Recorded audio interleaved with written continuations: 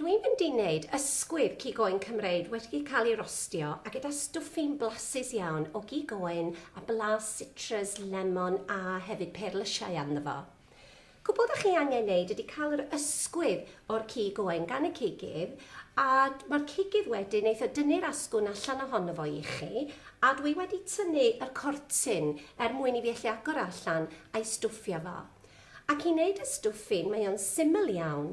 Cwbl ydych chi angen ydy jelly mintys a mae gennau 2 lwy fwrdd fan hyn ac wrth gwrs mae'n mynd y fendigedig gyda'r Chig Oen Cymreig. Mae gennau rosemary, tua 3 sbrigyn o rosemary, llwy fwrdd o persli wedi cael ei dorri fan hyn fan, yna lemon a wedi gratio'r croen y lemon, 100 gram o friwsion bara ac yna 225 gram o friwgig Chig Oen Cymreig neis ac yn goch. Ac yna cwbl da ni angen ydy cennin a mae gennau 2 cennin fach fan hyn wedi'w sleisio yn y lawr neu fedrwch chi ddefnyddio 1 cennin mawr os ydych chi isio a'i dorri o fyny.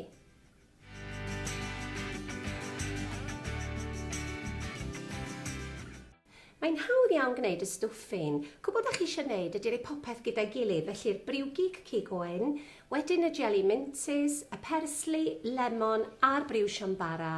Cymysgu nhw gyd gyda'i gilydd yn drwyadl. Yna i rowlio fo fel selsig a'i roed yn canol y cig gyda'r cennin a rosemary. Ac yna i rowlio fo nôl i fyny'n dyn a'i glymio nôl a'i roed yn y popdy.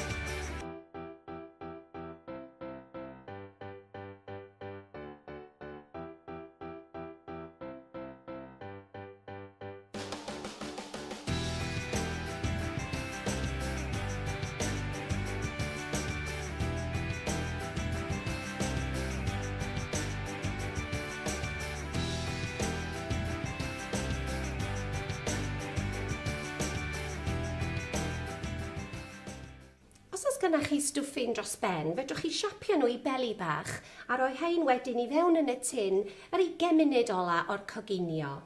Dwi wedi rwan rowlio'r cig yn ôl i fyny a'i glymio gyda cortyn neu fedrwch chi ddefnyddio'r rhain fel y bands bach yma ydych chi'n gallu gael gan y cigydd. Mae hwn eisiau mynd i fewn i bopdy wedi cael ei cynhesu'n barod, nwy 4 i 5 neu 180 Celsius ac yna i goginio fo am tua 25 munud bob 450 gram a wedyn 20 munud drosodd. Fydd hynny'n rhoi cig i chi fydd yn eitha cymhedrol wedi'i wneud yn dda.